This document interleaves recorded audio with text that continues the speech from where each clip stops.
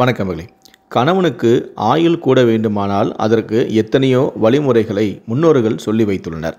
ஆனால் தேனியை சேர்ந்த ஒரு பெண்ணோ விபரீதமான செயலில் ஈடுபட்டிருக்கிறார். கடந்த 2021ஆம் ஆண்டு அக்டோபர் 25ஆம் தேதி இந்த கொடுமை சம்பவம் நடந்துள்ளது. தேனி மாவட்டம் பெரியகுளத்தை சேர்ந்த கணவனுக்கு 56 வயது ஆகிறது. இவர் அந்த பகுதியில் ஆட்டோ ஓட்டி வருகிறார். இவரது மனைவிக்கு 48 வயது ஆகிறது. இந்த தம்பதிக்கு 14 வயதில் ஒரு பெண் குழந்தையும் இருக்கிறார். அங்குள்ள ஒரு பள்ளி ஒன்றில் இந்த குழந்தை 9ஆம் வகுப்பு படித்தும் வருகிறாள். திண்டுக்கல் மாவட்டம் பழைய வத்தலக்குண்டு ரைஸ் மில் தெருவில் வசிக்கும் கூலி தொழிலாளியான அழகராஜாவுக்கும் அவரது மனைவியான ராமலட்சுமிக்கும் ஜோசியம் பார்க்கும் பழக்கம் உண்டு. ராமலட்சுமிக்கு 25 வயது ஆகிறது.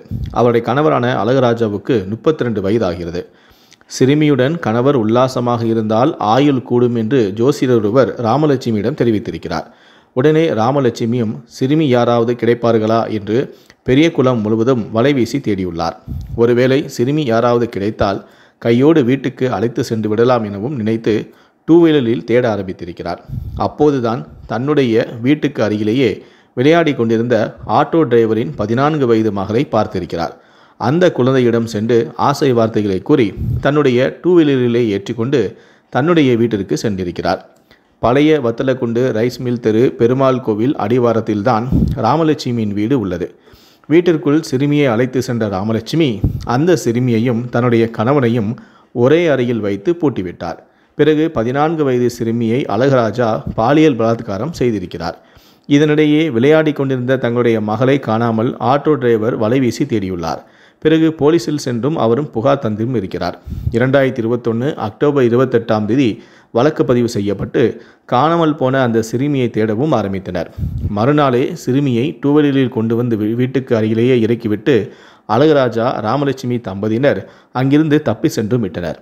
பின்னர் சிறுமி தனது பெற்றோரிடம் தனக்கு நடந்தது குறித்து கண்ணீருடன் கூறியுள்ளார். இதையடுத்து சிறுமியின் பெற்றோர் அளித்த புகாரின் அடிப்படையில் போலீசார் வழக்கு பதிவு செய்து அழகராஜா மற்றும் அவரது மனைவியை கைதும் செய்தனர். இந்த வழக்கானது தேனி மாவட்ட போக்சோ நீதிமன்றத்தில் விசாரணைக்கு வந்தபோது குற்றம் சாட்டப்பட்ட அழகராஜா மற்றும் அவரது மனைவியான ராமலட்சுமி ஆகியோருக்கு தலா 20 ஆண்டுகள் சிறை தண்டனையும் மொத்தம் 19,000 ரூபாய் அபராதமும் விதித்து நீதிபதியான கணேசன் உத்தரவிட்டார்.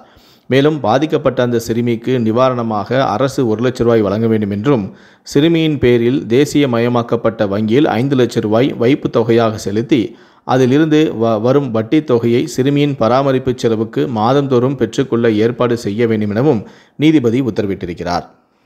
ஜோசியருடைய பேச்சை கேட்டு கணவருக்கு ஆயுள் கூட வேண்டும் என்று அவருடைய மனைவி செய்த இந்த கொடூரமான ஒரு செயலை பற்றிய உங்களுடைய கருத்துக்கள் என்ன அப்படிங்கிறத கீழே இருக்கக்கூடிய கமெண்ட் செக்ஷனில் மறக்காமல் சொல்லுங்கள்.